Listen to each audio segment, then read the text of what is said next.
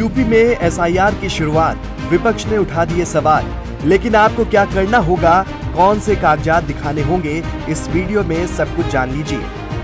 कितने लोगों के कटेंगे यूपी में नाम, कौन से कागजातों का होगा एसआईआर में काम, फाइनल लिस्ट कब होगी तैयार, 22 साल बाद कितना होगा बदलाव, जानिए।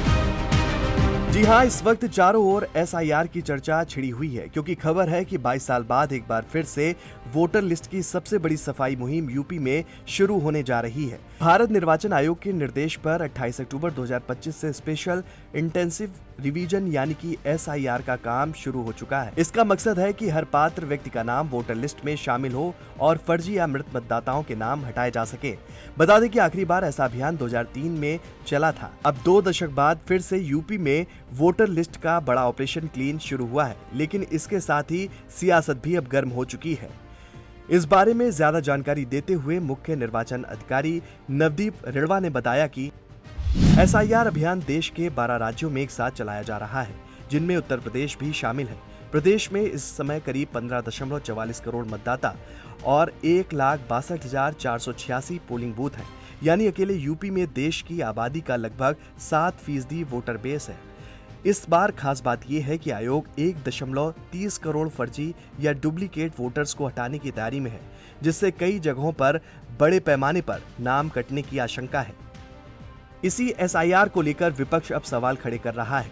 ऐसे में ये भी जानते हैं कि कब क्या काम होने जा रहा है।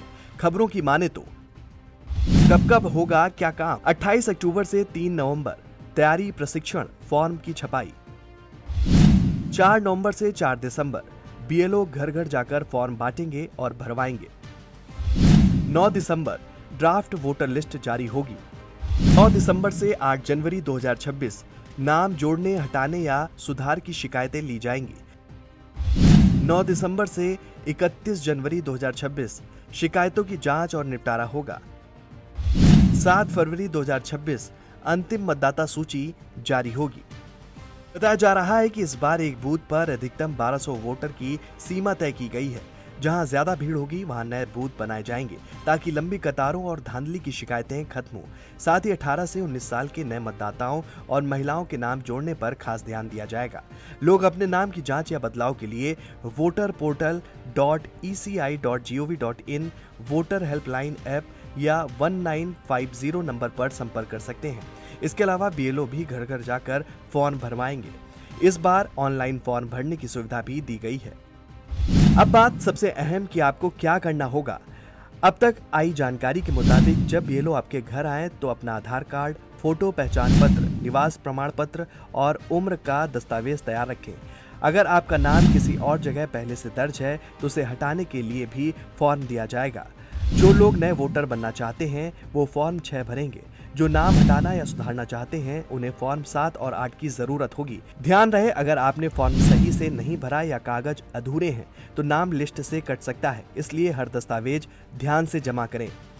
बता दें कि अब विपक्ष ने इस अभियान पर बड़ा सवाल उठाया है। समाजवादी पार्टी के प्रमुख अखिलेश यादव ने इसे लोकतंत्र पर हमला बताया है। उनका आरोप है कि एसआईआर के बहाने बीजेपी सरकार उनके वोट बैंक के नाम लिस्ट से हटवाना चाहती है। अखिलेश यादव ने पार्टी के सभी कार्यकर्ताओं को आदेश दिया है कि वो पीडीए के प्रहरी बनकर बूथ बूथ पर नजर रखें और किसी भी गलत तरीके से वोटर लिस्ट से नाम काटे जाने की शिकायत दर्ज करें। अखिलेश ने आगे कहा कि सबको अपने वोट का अधिकार दिलाना है, हर वोट का प्रहरी बन लोकतंत्र बचाना है। वहीं मुख्य निर्वाचन अधिकारी ने विपक्ष के आरोपों को खारिज करते हुए कहा कि एसआईआर अभियान किसी पार्टी का नहीं बल्कि लोकतंत्र का काम है। उन्होंने जनता से अपील की है कि वे अपने दस्तावेज तैयार रखें और बीएलओ को सही जानकारी दें। दावा है कि इस एसआईआर अभियान से न सिर्फ फर्जी वोटिंग खत्म होगी बल्कि नए मतदाताओं को भी मौका दिया जाएगा।